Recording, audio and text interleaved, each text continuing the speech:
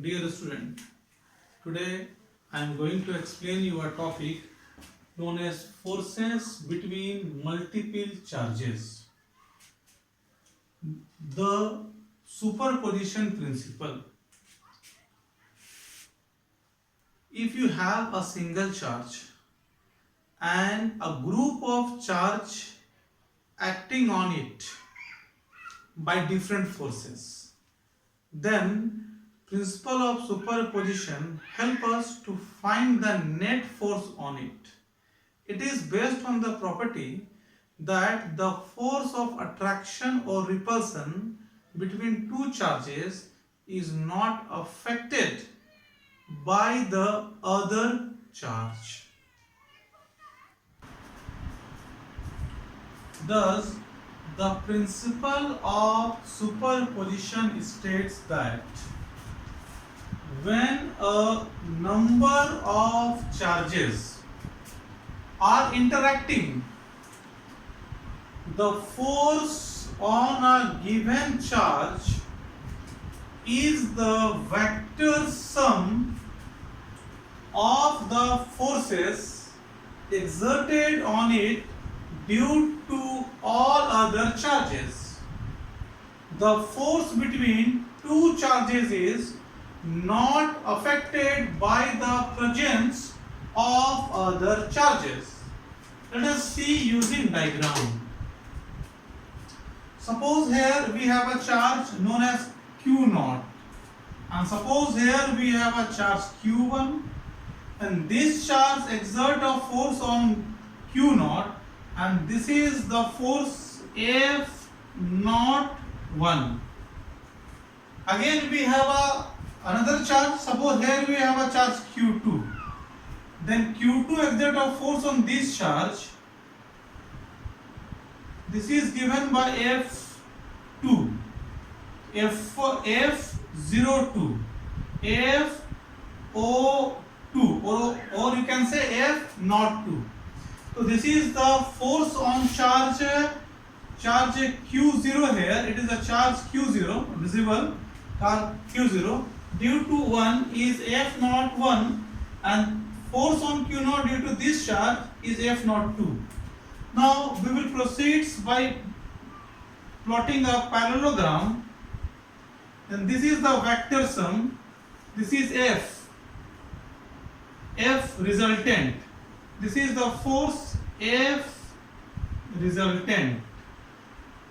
So what is F resultant? F resultant is equals to F1 plus F2. We have seen that if there are two charges acting a force on a single charge, then we take the vector sum of two forces. Similarly, for n number of charges, we can write F resultant is equals to F1 plus F2 plus F3 plus plus Fn.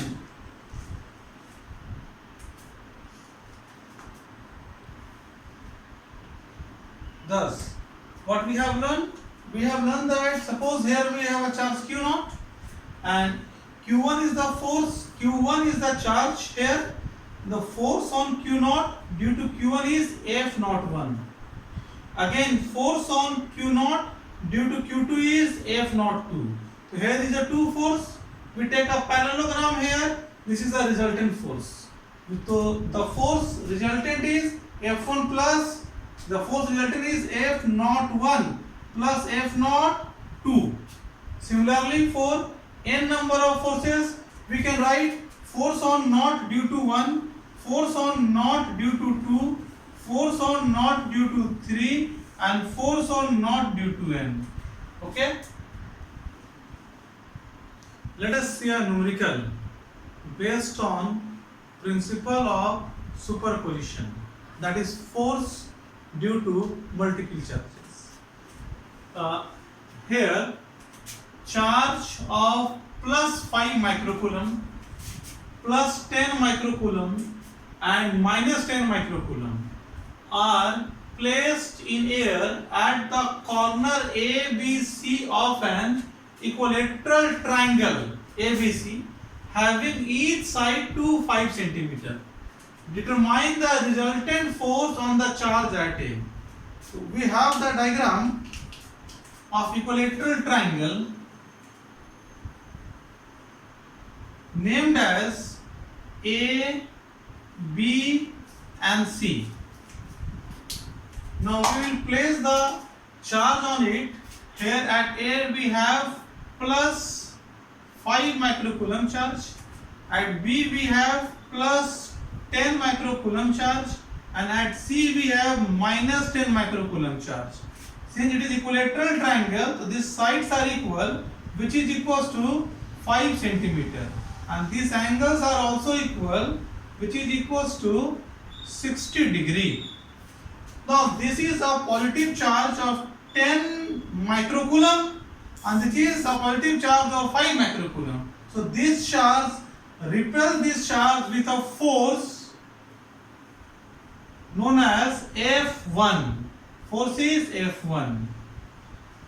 And at the same time this charge attracts this with a force F2. So the resultant force can be obtained by drawing a parallelogram here. So let us draw a parallelogram.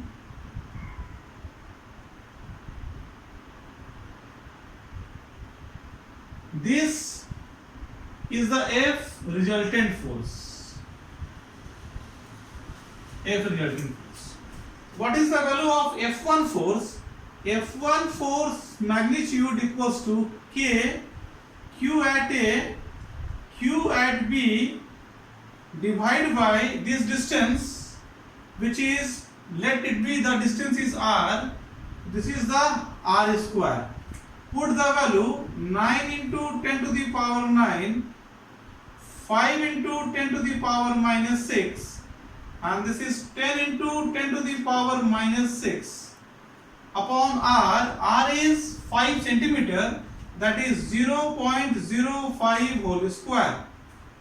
So you have 9 into 5 into 10 to the power, here it is minus 6, minus 12, and here 10 to the power 1, 10 to the power 9, that is 10 to the power 10. So you have minus 2, and at denominator you have 5 into 5 into 10 to the power, here 10 to the power minus 2 into 2, but that is 10 to the power minus 4. So you have 9 by 5 into 100.